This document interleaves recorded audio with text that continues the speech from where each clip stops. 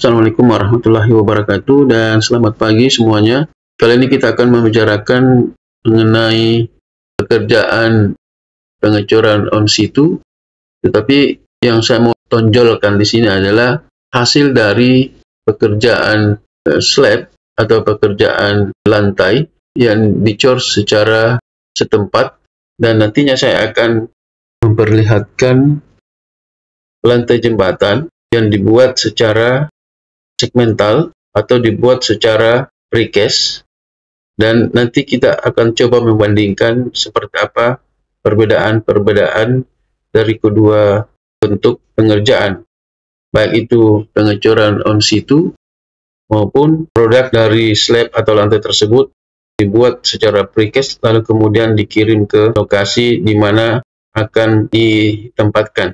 Baik, tapi kali ini kita akan berfokus kepada hasil dari pekerjaan pengecoran on situ sebagaimana kita pernah lihat sebelumnya, yaitu di bagian pengecoran plat lantai yang pada waktu itu saya bikin sampai 4 bagian. Nah, jadi di video ini saya akan mencoba untuk memperlihatkan hasil dari pekerjaan atau pengecoran lantai yang ada di bagian bawah, karena sebelumnya kita melihat slab di bagian atasnya saja, tapi bagian bawahnya tidak. Maka di kali ini saya akan memperlihatkan pengecoran di bagian bawah saja seperti apa. Nah, untuk lebih jelasnya mari kita lihat video ini. Jadi untuk pengecoran on situ itu dilakukan di lokasi pembangunan seperti yang kita lihat dari YouTube saya sebelumnya, itu bagian pertama dan keempat. Jadi lokasi pengecoran itu di tempatnya itu sendiri, jadi dilakukan di lokasi pembangunan, memerlukan waktu yang lebih lama untuk menyelesaikan proses pengecoran. Nah, ada kelebihan dari proses pengecoran case in situ adalah bisa menyesuaikan dengan kondisi lapangan, tidak memerlukan ruang yang luas untuk penyimpanan, dan bisa menghasilkan struktur yang kuat. Jadi, pengecoran setempat atau case in situ adalah teknik konstruksi di mana beton cor langsung di lokasi proyek. Metode ini digunakan dalam berbagai proyek konstruksi, bisa di bangunan ataupun di jembatan seperti yang saya jelaskan sekarang. Di case in situ itu memiliki beberapa keuntungan dibandingkan dengan metode konstruksi lainnya, termasuk kontrol kualitas yang lebih baik, biaya yang lebih rendah, dan kemampuan untuk menciptakan bentuk dan desain yang kompleks. Case in situ juga dibandingkan dengan metode precast untuk menentukan mana yang lebih optimal dalam pelaksanaan suatu proyek. Ya, jadi pada pengecoran case in situ yang agak berbeda itu adalah dicor bersamaan dengan capping beam, sehingga pengecorannya bersifat monolit. Beda dengan pengecoran pada precast atau lantai dengan capping beam itu berpisah. Nanti setelah diinstal di lapangan baru dilakukan pengecoran. Jadi perbedaannya sangat mencolok dibanding dengan pengecoran on situ atau pengecoran setempat yang antara capping beam dan slab dicor bersamaan. Nah, pada pekerjaan pengecoran setempat, karena dicor sekaligus, jadi otomatis pengerjaannya tidak terlalu banyak, walaupun banyak dikerjakan sekaligus. Beda dengan precast yang satu bentang saja itu segmennya bisa 5, bahkan 6, tergantung dari lebar jalan tersebut. Jadi kalau semisal 6, maka akan diinstal ke-6-nya, dan itu memerlukan waktu yang relatif lebih lama.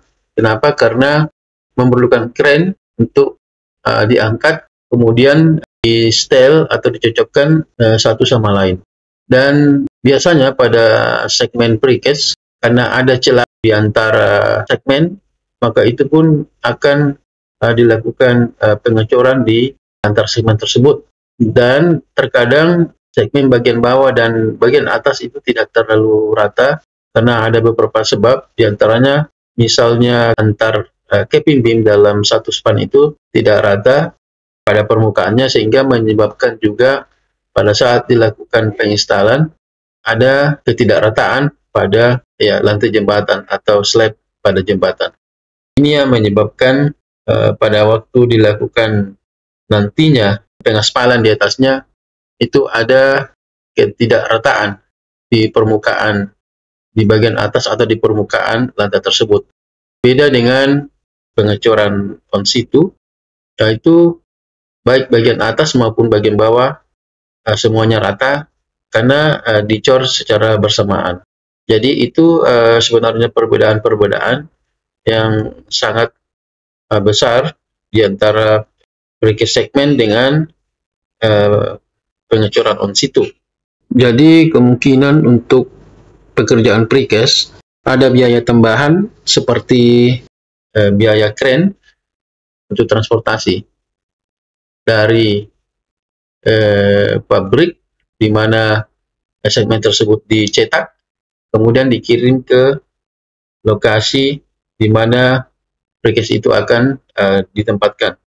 Jadi ada plus minus dari kedua segmen tersebut, baik itu precast maupun pengecoran on-site.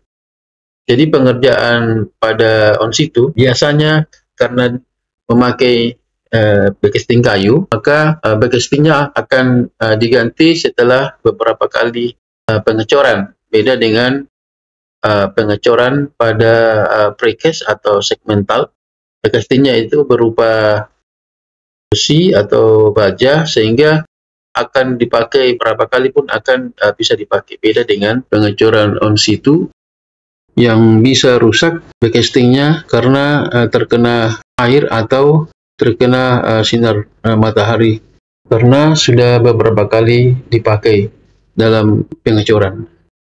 Dan perbedaan lainnya antara beton precast dan beton cor in situ yaitu memiliki kelebihan dan kekurangan masing-masing. Kelebihan beton precast antara lain lebih hemat waktu dan efisien, berkualitas dan bermutu baik, ramah lingkungan, dan mengurangi biaya tenaga kerja. Sedangkan kelebihan beton cor in situ adalah fleksibilitas pengerjaan yang lebih baik, namun kekurangan beton precast adalah memerlukan foam box saat pengecoran dilakukan dan membutuhkan tenaga kerja yang lebih banyak dibanding pembuatan beton ready mix secara konvensional.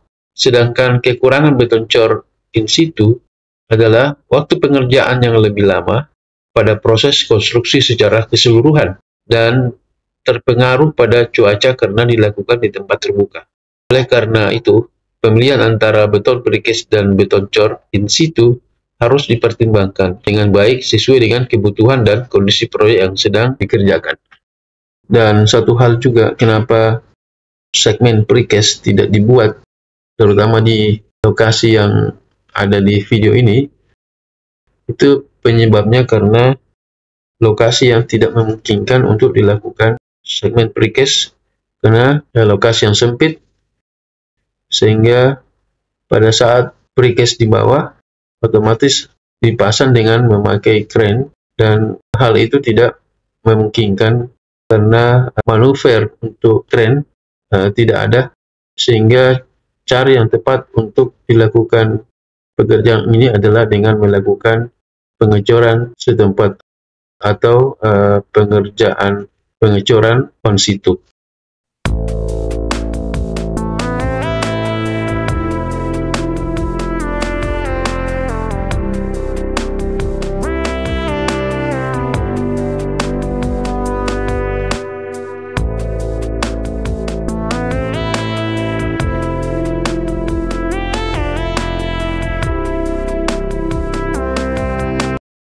Saya kira demikian video kita kali ini, semoga bermanfaat. Namun sebelum kita closing video ini, jangan lupa untuk subscribe, like, komen, dan share video ini. Sekian video kita kali ini. Assalamualaikum warahmatullahi wabarakatuh.